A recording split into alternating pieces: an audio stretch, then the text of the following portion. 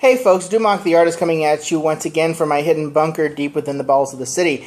In case you hadn't noticed, yes, I did remove some of the fur from my face, mainly because it's getting warmer now, and since I started going back to the gym, my beard has been kind of looking a little lousy, but that's beside the point.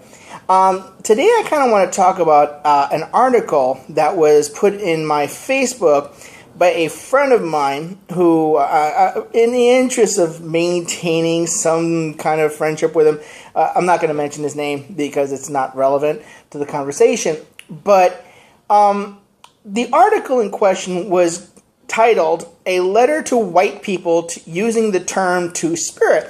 Now, I'm going to post a link down below so that way you can read the article for yourself, but essentially it was written by a few white folks who wanted to once again correct people on cultural appropriation, etc. Now, to give you a basic idea, there's certain elements within the trans community that I'm aware of that do use the term two-spirit as a means of explaining what it means to be transgender, and or they call themselves two-spirit, even though they're not Native American, and it's clear they're not Native American, they're not trying to be Native American, it's just a term that best fits where they're at psychologically, spiritually, whatever.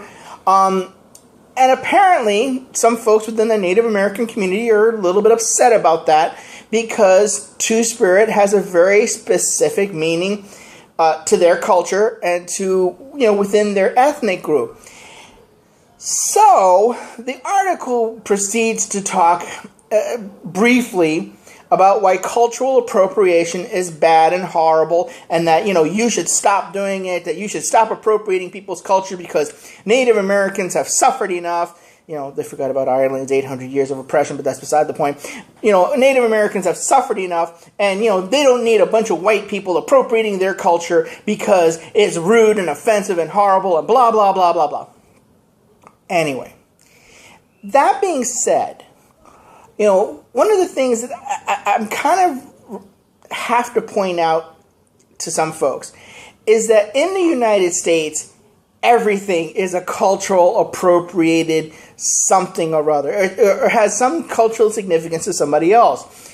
Take for instance, our language has been appropriated from German, from Dutch, from French, from Spanish. We have several different ethnic groups mixed into our language because here in the United States and also within the United Kingdom, they interact with a great deal of other cultures. So because they do that, they're more likely to incorporate certain elements from, say, France, even though they're not French, even though they don't have a French culture or a French background. They incorporated certain things from France into our language because it best fits and best describes what is going on and what is happening, or what a certain thing is. Like the term we use, je ne sais quoi, appropriated from the French.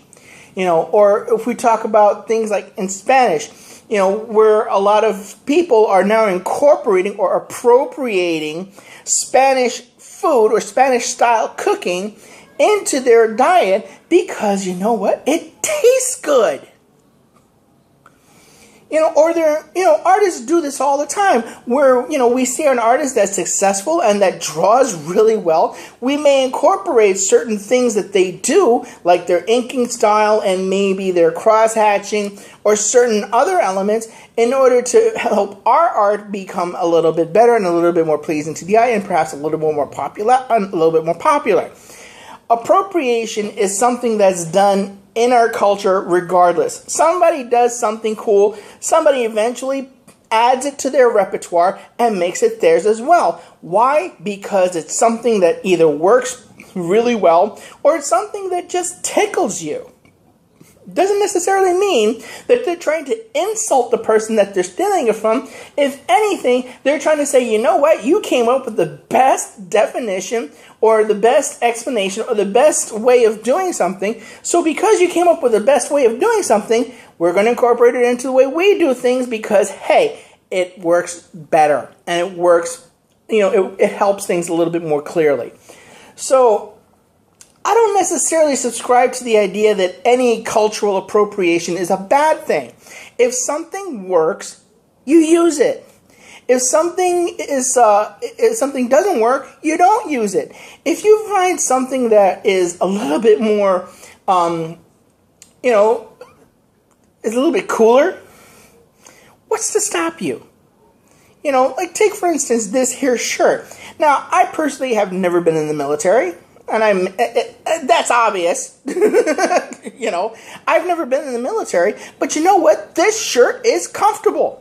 Now, that doesn't mean that I'm going to, put on a pair of boots and grab a gun and start running off in the woods and screaming, Saigon, and start doing things and pretending I'm a person in the military. There are people that do that. They shouldn't, but it doesn't necessarily mean that just because I like this shirt, that I'm a member of the military. It just means it's a cool shirt, and it's something I like to wear because it's very comfy, especially in the hot, humid days here in New York. Anyway, but one of the things that really bothered me about this article is while they are going around griping about cultural appropriation and how bad cultural appropriation is within the LGBTQ community, they decided to appropriate several elements of Greek mythology in order to bring their point across. And I pointed this out to my friend, and apparently they were not amused by that. But that's okay. That's irrelevant. That's neither here nor there. But the reason I pointed this out is, if you're going to talk about an element in another culture, shouldn't you at least try to do some research? Like, take, for instance, in Europe, this is from the article, in Europe, male to female priestesses served Artemis, Hecate, and Diana. Really? That's news. Early traditions thrived longest in Greece, and in mythology of the day, incorporated tales of cross-dressing by Achilles, okay, Hercules, okay, Athena, okay, and Dionysus, as well as literal and metaphorical gender changes. Now, yes, there are stories where people disguise themselves as somebody from the opposite gender, but that doesn't necessarily mean that they were cross-gendered. It just means, hey, I'm in trouble. They're looking for a big burly guy. Let me put this dress and a wig on so that way I can slip past these guards. And if worse comes to worse, they'll just grab my ass and I have to, take care of some business. But overall, they're not going to look for a big burly woman, I'm just going to disguise myself. That was it. Or take, for instance, here's another example. The blind prophet Tiresias is often mentioned as a figure who lived many years of his life in each gender and who's said to have possessed acute wisdom for it. Now, what that particular tidbit fails to tell you is that Tiresias was actually transformed from male to female as a punishment from the gods. He did something, he said something, and he basically ticked the gods off. They were not amused, so they decided to make his life interesting by making him a woman for a few years.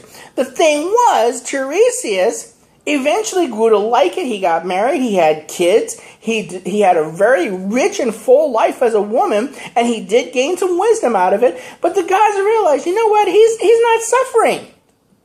He's not suffering because of it. He's actually adapted really well to being a woman. Time to change him back into a man.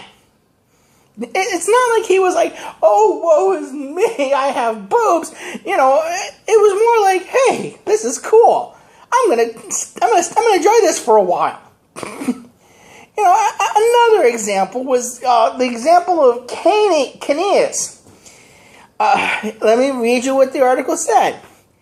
The tale of the FTM character Caeneus, who was viewed as a scorner and rival of the gods, their quotes, and was driven into the earth by centaurs, is an example of Greek mythology attempting to subvert earlier trans-oriented legends.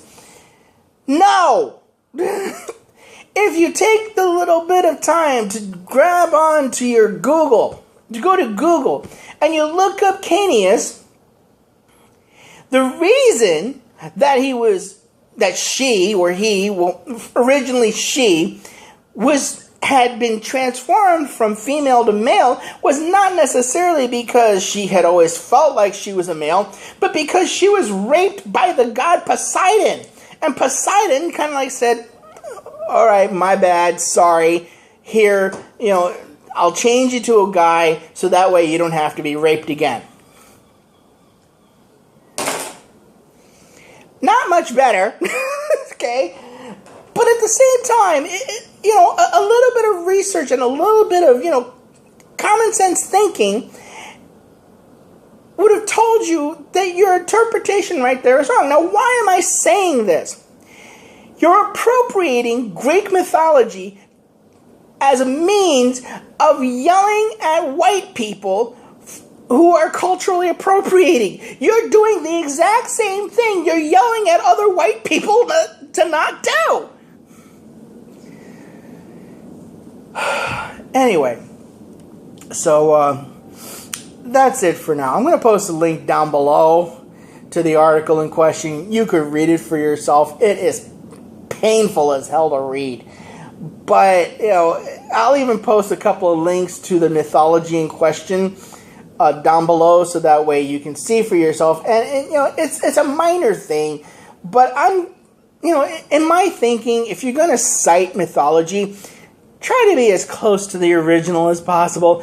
Don't make up things as you go along, especially if these are things that have been written down and established as long-term, as stuff that people can just find automatically.